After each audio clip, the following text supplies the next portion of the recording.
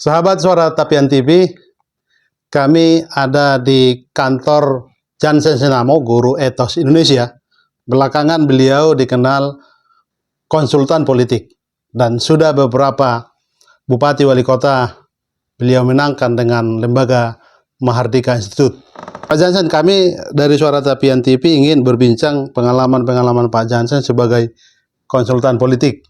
Boleh? Belakangan Pak Jansen dikenal konsultan politik. Ya. Memang sudah berapa bupati wali kota yang Bapak menangkan? Saya baru menangani 3, tapi 3-3-nya menang. Oke. Ya kan? Pertama 2014 itu Bupati Humbahas. Kemudian 2018 itu Bupati Dairi, dan ketiga 2020 itu Bupati Toba, Kabupaten Toba, di Kitaran Danau Toba. Itu 3. Malah yang 3 ini lebih seru. Dia tadinya kalah. 2014 dia kalah, terus menjelang 2020 dia datang kepada saya. Minta agar saya mengkonsultasi dia, dan begitu saya konsultani dia menang, gitu. Jadi belum ada yang kalah yang saya pegang. Yang kalah pun jadi menang. Dan berapa persen dia yang kalah ini menang? Ya, 72%. Dia melawan petahana dan dia menang 72%. Orang yang 5 tahun lalu mengalahkan dia. Itu. Yang sebelumnya Bupati Dairi dia menang 50%. Itu mutlak juga itu ya, 72 absolutely. Sedangkan yang 2014 Humbahas menangnya cuma 3%, tapi menang. Pak, ini jadi pelopor juga sebagai konsultan politik, dimulai lewat survei.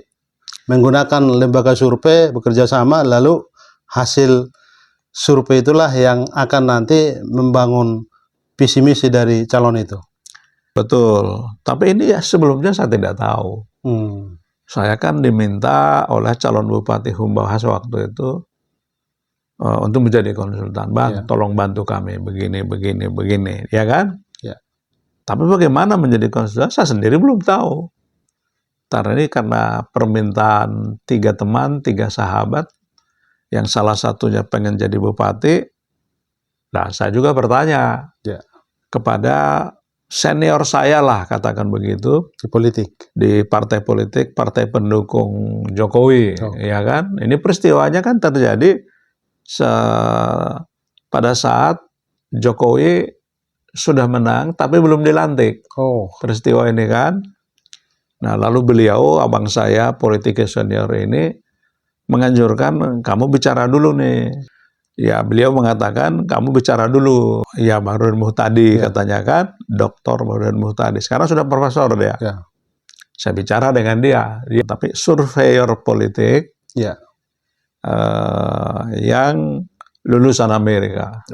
Doktornya kan, sekarang udah profesor dia. Jadi dia mengatakan, ya kita bikin survei dulu. Maka kita gelarlah survei di Humbahas. Pelaksana surveinya itu Prof. Muhtadi dengan timnya. Nah, hasil dari survei itu menunjukkan bahwa Pak Dosmar cuma berada di posisi 16 dari 20 balon-balon bupati pada zaman itu ya, 2014. Wah, ini pasti kalah kalau cuma segini kan. Jadi apa yang kita lakukan? Ya, survei itu sebenarnya sudah memberi petunjuk apa yang mesti dilakukan. Nah, itu yang saya minta dilakukan oleh Dosmar. Lakukan ini, dia lakukan. Beberapa bulan kemudian saya minta disurvei lagi. Itu disurvei kedua kali, hasilnya Dosmar sudah naik peringkat. Dari 16 menjadi 6. Hebat juga ini kan, naik 10 poin kan. Tapi kan harus menang, nggak cukup cuma 6. Karena lawan kita adalah petahana yang nomor 1. Dia kan di ranking 1. Dari awal dia udah ranking 1 kan. Jadi survei kedua juga menganjurkan, lakukan ini, gitu kan. Nah, itu yang saya minta dilakukan oleh Dosmar di lapangan. Baru terakhir kita bikinlah survei itu, lalu hasilnya gimana? Hasilnya Dosmar sudah di peringkat 2, cuma 1 poin di bawah petahana yang nomor 1. Prof tadi bilang, wah kalau begini kelakuan survei, ini pasti menang Bang. Dia bilang, dari mana diketahui hal itu? Dia bilang, lah kami kan sudah melakukan survei ratusan kali. Ya. Dari Sabang sampai Merauke, kami tahu kalau begini perilaku surveinya pasti menang, walaupun nanti menangnya tipis. Naik terus 3 kali. Naik 3 kali. Dan betul memang, pada waktu pencoblosan, Dosmar menang 3%, cukup-cukupan lah, ya kan, 3%. Nanti bupati yang kedua, bupati daerah yang tadi saya bilang itu, dia menangnya sampai 50%. Itu boleh dibilang kalau 50% dari 3 pemain, ya, itu sudah mutlak menangnya itu kan. Nanti lebih dahsyat lagi, Bupati Toba 2020. Dia menangnya 72% melawan petahana yang dulu mengalahkan dia. Ya dari situ saya memang kemudian yakin bahwa sebenarnya salah satu rahasia keberhasilan konsultan mengkonsultani bupati wali kota adalah survei. Boleh saya bilang, kalau kita tidak melakukan survei, kita nggak ngerti apa-apa mengenai daerah yang kita terlibat sebagai kontestan bupati gitu kan. Bagi saya ya survei dulu biar kita tahu segala hal mengenai daerah itu dan mengenai lawan-lawan yang kita tantang kan. Ya. Di survei itu sesuatu yang luar biasa pentingnya, ya wajib lah itu dilakukan. Ya. Orang yang maju menjadi bupati wali kota tapi tidak melakukan survei, sekarang boleh saya bilang itu pasti kalah. Belakangan Pak Jansen, pasti Pak Jansen juga tahu bahwa partai-partai melakukan itu. Jadi semua calon ingin mendapat rekomendasi dari partai itu harus melakukan survei. Dan lembaga survei itu sudah masuk di partai itu. Misalnya ada 10 lembaga survei yang mendaftar ke satu partai, dan dari satu lembaga itu yang bisa dipakai calon. Dan calon itulah yang membiayai. Pertama itu bedanya pilkada 2024 dengan pilkada sebelumnya. Ya. Ya kan? Di pilkada 2024 ini kan serentak. Ya. Kalau dulu satu pilkada itu bisa 3 kali dalam setahun. Ya. Ini serentak 516 kabupaten kota melaksanakan pilkada. Nah, akibatnya partai menjadi penguasa tunggal dan penguasa mutlak. Karena rekomendasi itu. Karena setiap calon bupati wali kota kan harus mendapat dukungan dari partai-partai. Nah, itu yang disebut rekomendasi partai. Ya. Tanpa rekomendasi partai, KPU tidak terima.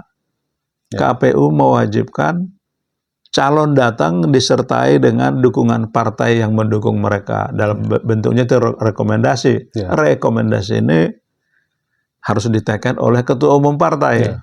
Nah, tahu kan sekarang betapa berkuasanya partai ini sekarang, betapa pentingnya.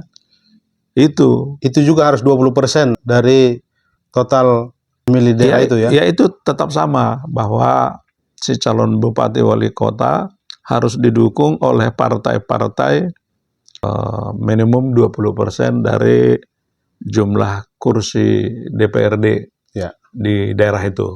Saya mau teruskan tadi, lucunya ketika misalnya para calon ini membiayai surveinya, tapi dia tidak akan tahu hasil dari surveinya. Itu juga keanehan bagi saya. Keanehan bagi si calon bupati wali kota. Mereka diinstruksikan, ikut survei ya, surveyornya ini. Ya. Jadi surveyornya juga ditunjuk oleh partai. Ya. Calon bupati wali kota mengikuti saja, tapi yang bayar surveinya itu si calon bupati wali kota. Ya kan? Nah, tapi hasil surveinya dipegang oleh si partai. Ya kan? Kan aneh ini. Yang bayar survei si calon bupati wali kota, tapi yang pegang hasil survei si partai.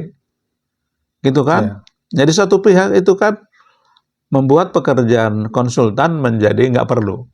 Jangan-jangan dalam tanda kutip kita bisa curiga partai yang bagus surveinya di lapangan belum tentu dapat rekomendasi begitu. Nggak jelas juga. Apa sebenarnya syarat bagi seorang calon bupati wali kota untuk mendapat rekomendasi dari ketum partai? Ya, catat. Ya, Ini rekomendasi dari ketum partai. di pusat. Iya kan? Di partai itu kan DPP. banyak orang-orang tuh, ada sekretarisnya, ada sekjennya, ada ini. Tapi yang tanda tangan rekomendasi harus ketum partai. Dan sekjen. Iya kan? Ya. Nah itu. Jadi ini juga masih banyak keanehan buat saya di sini. Ini dikeluhkan oleh calon-calon bupati wali kota yang saya tangani. Jadi sampai sekarang calon-calon bupati wali kota yang saya pegang sekarang belum ada yang mendapat rekom partai. Oke. Padahal mereka sudah, udah ketemu berkali-kali ya di daerah, di Medan atau di provinsi atau di Jakarta. Tapi nggak jelas kapan rekomnya dapat. Itu. Jadi ya kita mau nggak mau berpikir, wah ini menjadi semacam bisnis partai ini, ya kan? Mereka menginstruksikan bahwa calon-calon bupati wali kota harus bikin survei, tapi hasil survei partai yang dapat. Ya. Klien saya misalnya Bupati Toba, saya yang memerintahkan survei kepada lembaga survei yang tadi. Saya bilang, tolong lakukan survei di daerah ini, dengan secara khusus saya pengen disurvei 1, 2, 3. Jadi saya punya hal yang pengen disurvei sendiri, ya kan? Sebagai konsultan loh, ya kan? Sebab nanti saya tahu dalam perkembangannya konsultansi saya kepada calon bupati wali kota ini dari hasil survei ini. Oke. Tanpa hasil survei ya saya juga tidak bisa memberikan apa-apa. Ikut membaca hasil survei yang dimintakan itu ya? Betul. Saya yang pertama kali nanti surveyor begitu selesai surveinya datang ke kantor ini. Lalu dia presentasi di depan saya dan calon bupati wali kotanya. Lalu di screen ditayangkan ini hasil survei ya. Dari bacaan hasil survei tersebut, saya tahu apa yang harus dilakukan si calon bupati wali kota untuk menang. Kan itu. Di situ konsultansinya. Itu yang Pak Jansen bilang, dari hasil survei itu ditemukan imperatifnya atau hal-hal yang mau disampaikan ke calon. Betul. Jadi yang milih kan rakyat. Ya. Katakanlah rakyat Surabaya misalnya. Nah, pemilih Surabaya itu yang disebut DPT, daftar pemilih tetap. Itu sekitar 2 jutaan, 2,2 juta lah persisnya. Ya? DPT, Surabaya. ya kan? Yang milih kan 2,2 juta ini. Jadi si calon wali kota harus kita atur sedemikian membicarakan hal-hal yang penting bagi rakyat Surabaya. Nah, salah satu pertanyaan yang minta diajukan itu, rakyat Surabaya, kalian pengen bupati seperti apa? Oke. Nah, rakyat Surabaya karena udah berkali-kali punya wali kota di masa lalu, itu kan saya tanya juga, apa yang membuat Anda kecewa dari wali kota yang dulu? Ya kan? Ya. Nah, sekarang mau pilkada lagi. Oke. Anda pengen wali kota baru ini seperti apa? Itu. Apa hal-hal yang paling penting bagi Anda? Oke. Hal-hal yang paling penting ini namanya imperatif. Oke. Sesuatu yang wajib dilakukan untuk selamat, untuk sukses. Itu namanya imperatif, ya kan? Misalnya begini, saya diukur tekanan darahnya, wah ternyata tekanan darah saya terlalu super tinggi, 300 misalnya gitu kan, itu ketinggian kan. Yang wajar tekanan darah itu ya 120/80, ini 300. Nah kalau sampai 300, itu gawat itu. Jadi imperatively, nah ini bahasanya nih. Secara imperatif saya harus ke ICU sekarang untuk mendapat pertolongan pertama, menurunkan tekanan darah saya. Itu imperatif. Jadi di setiap kota kabupaten pun ada imperatif. Imperatif dalam hal ini berarti apa yang paling dibutuhkan oleh warga kota, warga kabupaten tersebut untuk seorang bupati wali kota dipilih. Itu imperatif.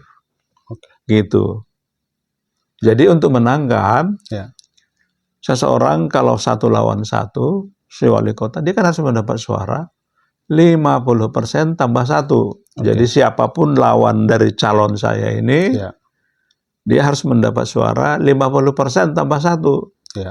Nah, DPT tadi 2,2 juta, ya kan? Nah, taruhlah selain itu 2,2 juta persen pemilih, itu tidak semuanya juga ikut memilih. Itu ada lagi namanya kita sebut daftar jumlah partisipan. Jadi walaupun saya terdaftar sebagai pemilih, karena belum tentu saya ke TPS. Malas saya, lagi nggak enak badan saya, gitu. Jadi itu namanya berapa jumlah partisipasi pemilih di Surabaya dari 2,2 juta. Katakanlah ternyata namanya cuma 2 juta, bukan 2,2 juta, ya kan? Lah, dia kan harus menang, calon saya ini 2 juta kali 50% ditambah 1, kan gitu. Dengan itu dia sudah menang. Lalu lembaga konsultan ini harus terdaftar di KPU nggak? Karena terkesan semua calon dan tim suksesnya harus resmi terdaftar di KPU. Apakah lembaga konsultan juga harus? Peraturan KPU tidak mencantumkan bahwa konsultan atau lembaga konsultan harus terdaftar di KPU, enggak. Tapi tim sukses dari si calon, ya kan? Gitu. Dari cerita tadi, 3 pasangan calon yang pernah dimenangkan di periode pilkada serentak ini juga Pak Jansen dan tim punya klien untuk di konsultan. Ada 7 calon bupati wali kota. Boleh disebutkan itu, Pak? Ya, ada 1 aja lah saya sebut, Surabaya kan. Surabaya aja. Ya gitu. Nah yang lain masih bergumul, bergulat, karena mereka belum mendapat rekomendasi dari partai, itu masalahnya. Jadi apapun yang diomongin tanpa rekomendasi partai percuma. Tapi di lapangan mereka, oh saya didukung Golkar, saya didukung PDIP, saya didukung PKB. Mereka ngomong begitu. Tapi belum tentu. Kalau sudah didukung itu, ya mana surat rekomnya kan gitu, ya kan? Dan tidak ada gunanya juga konsultan yang ada mendukung yang belum dapat rekomendasi, ya? Betul.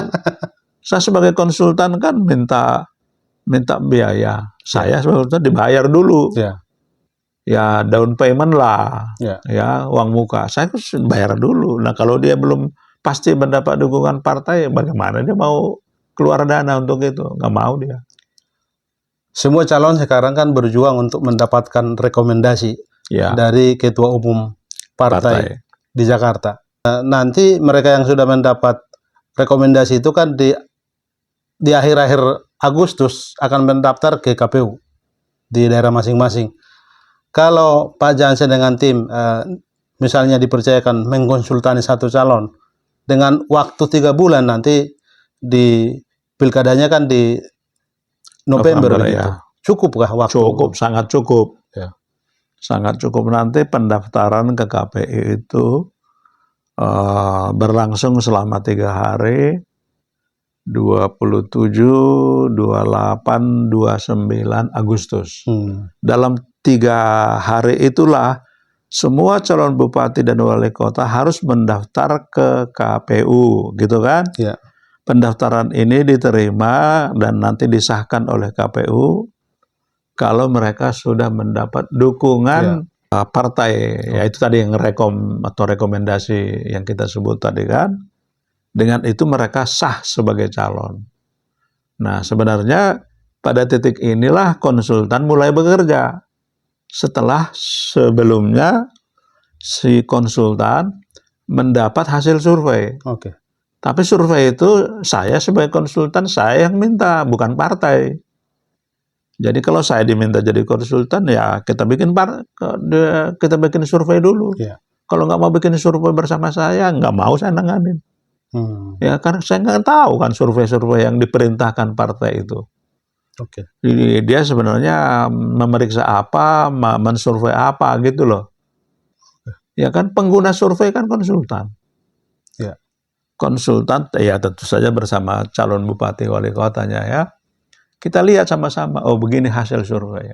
Dari bacaan kita di situ, dari situlah keluar nanti imperatif. Ya. Ini imperatif kita, 1, 2, 3. Harus dikerjakan, harus dikerjakan, harus dikerjakan. Dan kita tahu bahwa apabila si calon bupati wali kota mengerjakan imperatif itu, dia selamat, dia menang, gitu kan? Tadi saya kasih contoh, tekanan darah terlalu tinggi. Kalau dia melakukan imperatif yang dianjurkan tadi, yakni harus berbaring di ICU rumah sakit, ya selamat dia. Ya. Tapi kalau cuma minum Bodrex, dia kan mati.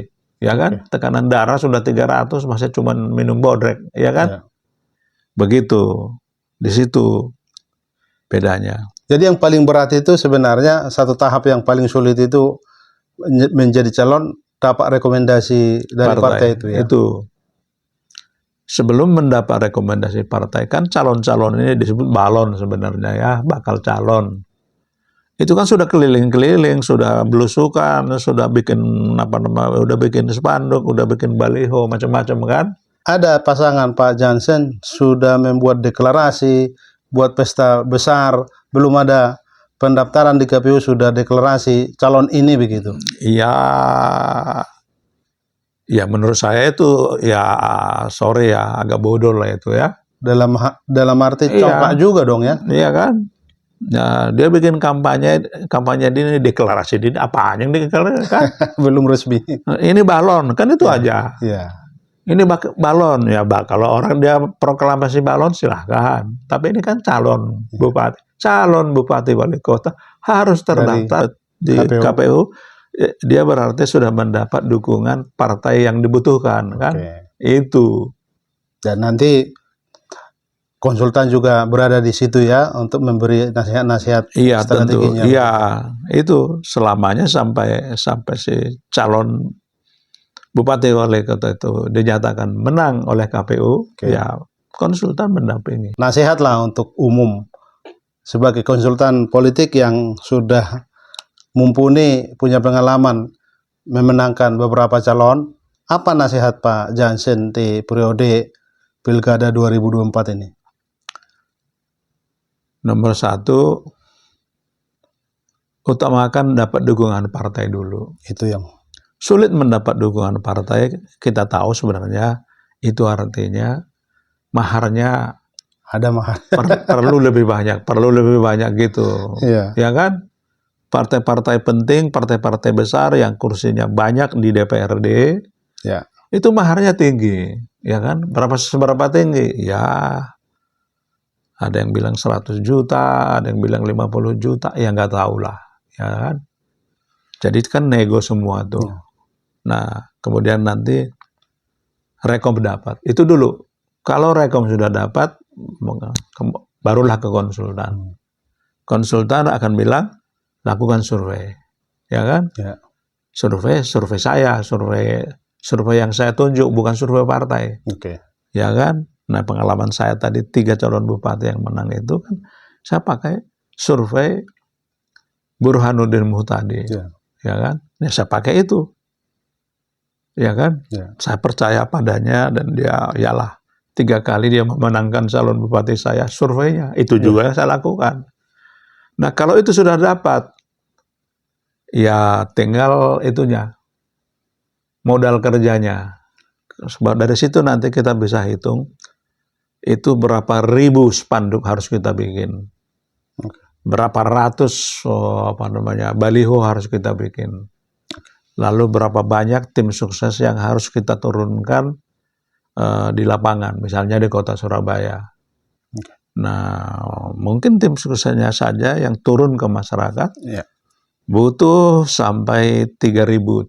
Harus makan siang, harus ngopi, harus dikasih biaya transportasi kan. Dari situ dihitung, oh ini sekian M diperlukan untuk itu.